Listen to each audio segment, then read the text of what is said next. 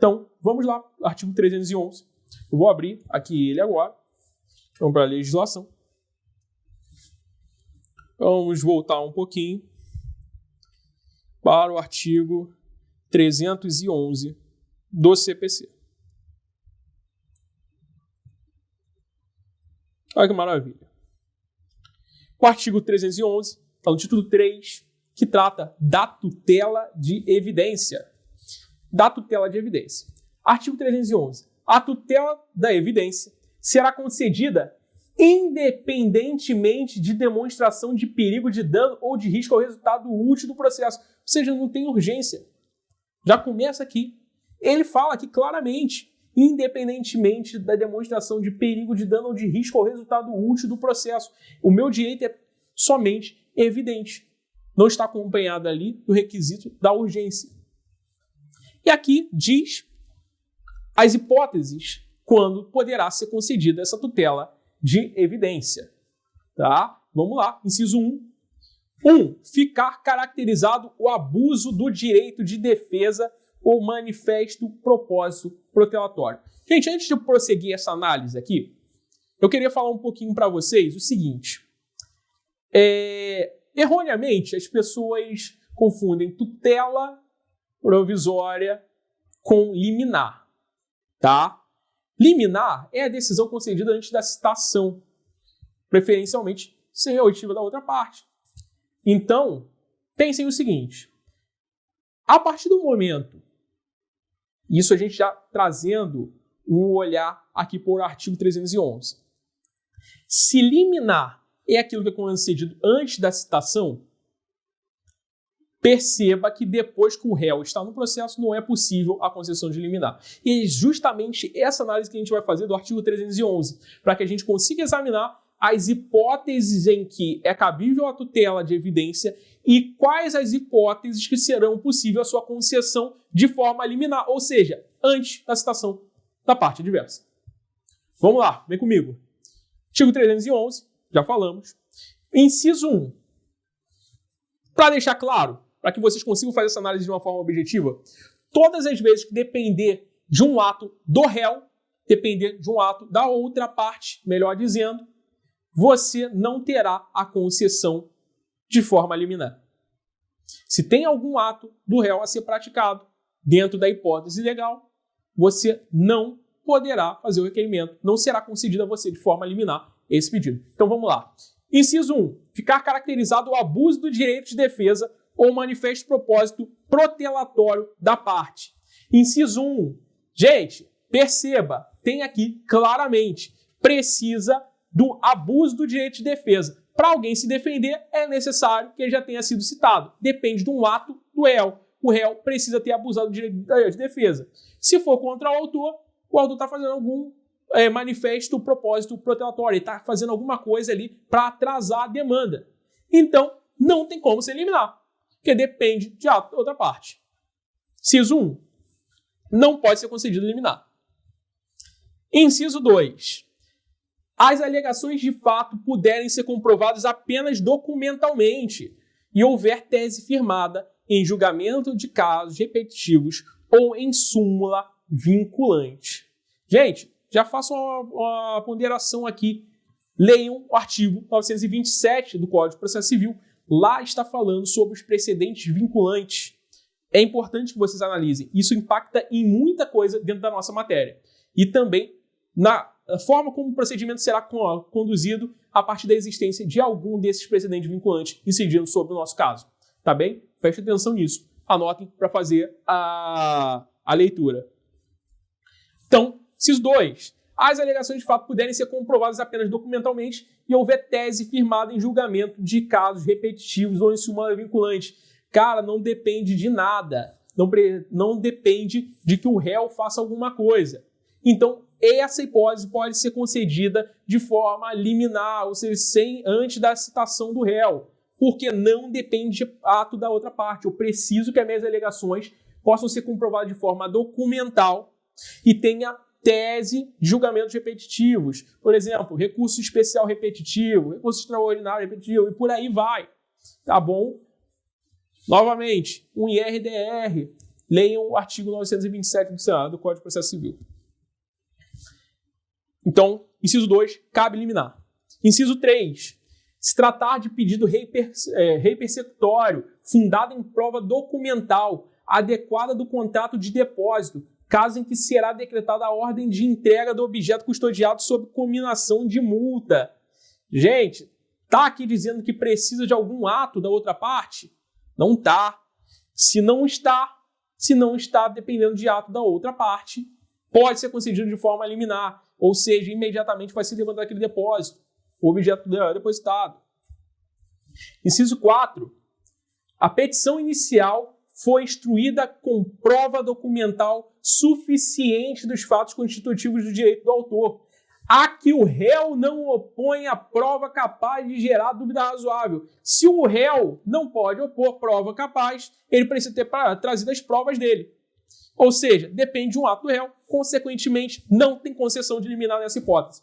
E aí eu deixo para vocês a cola aqui que está prevista no parágrafo único do CPC, dizendo, nas hipóteses dos incisos 2 e 3, o juiz poderá decidir liminarmente. Mas por que eu fiz isso com vocês? Porque no dia da prova da OAB, vocês não terão a legislação na sua mão. Então vocês precisam fazer a melhor interpretação desse artigo, compreender como é que é o mecanismo da concessão da liminar ou não, para que vocês consigam chegar à alternativa correta. Imagina a questão perguntando, cabe liminar na hipótese X, Y, Z? Vocês saberão responder, porque vocês sabem que, conforme previsão expressa aqui do Código de Processo Civil, todas as vezes que depender de ato do réu ou da outra parte, não poderá ser concedida liminar. Perfeito? Então, já sabemos aqui como conduzir os nossos estudos com relação à tutela de evidência. Tá? O parágrafo único confirma aquilo que eu disse para vocês, dizendo, nas hipóteses dos incisos 2 e 3, o juiz poderá decidir liminarmente. Frisando, inciso 2. As alegações de fato puderem ser comprovadas apenas documentalmente e houver tese firmada em julgamentos de recursos repetitivos ou em súmula vinculante. E 3. Ao se tratar de pedido rei persecutório fundado em prova documental adequada do contrato de depósito, caso que será decretada a ordem de entrega do objeto custodiado sob cominação de multa. Fizemos a análise da tutela de evidência de uma forma muito simples, sabendo identificar as possibilidades de concessão de liminar, que é o que geralmente é requerido pela prova da ordem dos advogados. Beleza? Ultrapassamos o tema das tutelas, sabendo que a tutela de urgência é aquela destinada aos casos de urgência, mediante a apresentação da probabilidade do direito, e também do risco de dano, perigo de dano, e da evidência dispensa esses requisitos. Tá bem? Já sabemos que o eventual prejuízo em razão da efetivação da tutela também será objeto de análise dessa mesma ação, que pode ser cobrado do autor, caso seja julgado improcedente a pretensão dele. Ok?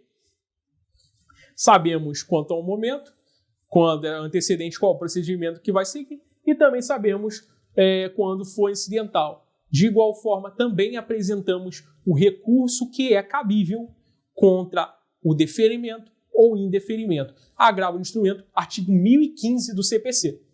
Artigo 1015 do CPC, que é cabível contra decisões interlocutórias, ou seja, aquelas decisões que não trarão o fim de uma fase do processo. E destaco, fim de uma fase do processo, porque tem decisões que serão proferidas no meio do curso do processo, que podem tratar de conteúdo semelhante ao da sentença. Certo? Então, vamos dar prosseguimento. Temos aqui uma questão do exame 35 da OAB, que não está tão longe. E vamos lá. Com o objetivo de obter tratamento médico adequado e internação em um hospital particular, Pedro propõe uma demanda judicial em face do Plano de Saúde X, com pedido de tutela provisória de urgência incidental. Concedida a tutela provisória devidamente cumprida pelo réu, é proferida sentença pela improcedência do pedido apresentado por Pedro, a qual transita em julgado diante da ausência de interposição de qualquer recurso. O réu, então, apresenta em juízo requerimento para que Pedro repare os prejuízos decorrentes da efetivação da tutela provisória, anteriormente deferida, com o pagamento da indenização referente a todo o tratamento médico dispensado. Diante de tal situação, é correto afirmar que, de acordo com o Código de Processo Civil, o autor responde pelo prejuízo que a efetivação da tutela provisória de urgência causar ao réu, dentre outras hipóteses, se a sentença lhe for desfavorável. B. Por se contrapor aos princípios do acesso à justiça e da inafastabilidade do controle jurisdicional, não há previsão legal de indenização pelos prejuízos eventualmente causados pelo autor com a efetivação da tutela. C. A liquidação e a cobrança da indenização referente ao prejuízo sofrido pelo réu pela efetivação da tutela de urgência, seguindo a regra geral, devem ser objeto de ação própria, descabendo a apresentação do requerimento nos próprios autos em que medida foi concedida. D. A indenização pretendida pelo réu afasta a possibilidade de reparação por eventual dano processual, sendo inacumuláveis os potenciais prejuízos alegados pela parte. Gente, a gente falou que os prejuízos decorrentes da efetivação da tutela, na hipótese em que for indeferido o pedido, ou seja, foi julgado improcedente a demanda, pode ser cobrado. Pode ser cobrado. Então, aqui, mais próximo para a gente, vamos marcar aqui. O autor responde. Letra A. Por que a B está errada? A B está errada em muita coisa. Por quê? Não tem contraposição ao princípio do acesso à justiça. Por quê? O acesso à justiça foi concedido, a parte teve a prestação jurisdicional, ela teve analisado a demanda, ela teve analisado o mérito da causa, só que esse mérito, infelizmente, foi negativo para ela, foi improcedente a demanda. Ou seja, acesso à justiça foi garantido, ela entrou com a ação, a inafastabilidade também está satisfeita mediante a análise do pedido dela, ou seja, esses dois princípios não foram violados de forma alguma. Há previsão sim, claro que há. Já falamos, está lá no artigo 300 do CPC. Tá? Então, letra B não pode ser. Impossível, a gente já afasta. C. A liquidação e a cobrança da indenização referente ao prejuízo sofrido pelo réu pela efetivação da tutela de urgência, seguindo a regra geral, deve ser objeto de ação própria. Falamos disso.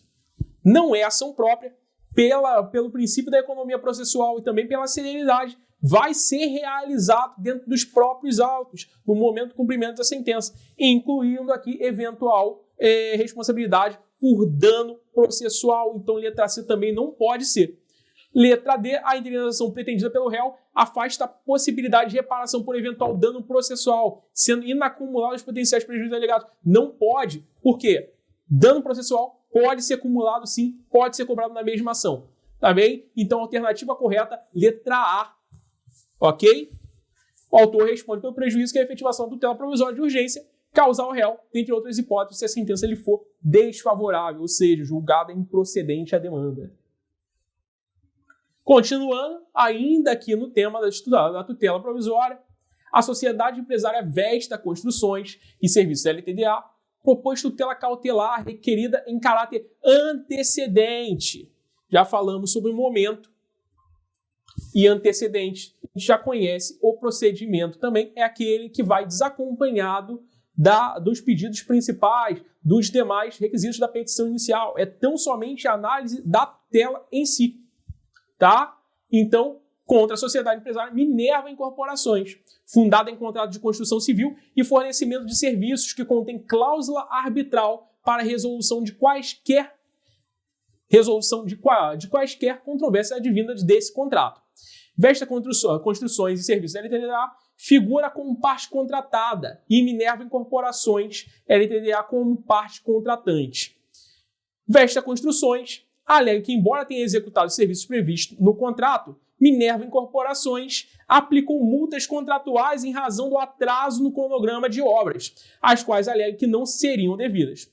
Por essa razão, Vesta Construções ingressou com tutela cautelar em caráter antecedente e requereu que fosse concedida a tutela de urgência para pedir que Minerva realize qualquer ato de cobrança das multas aplicadas à Vesta.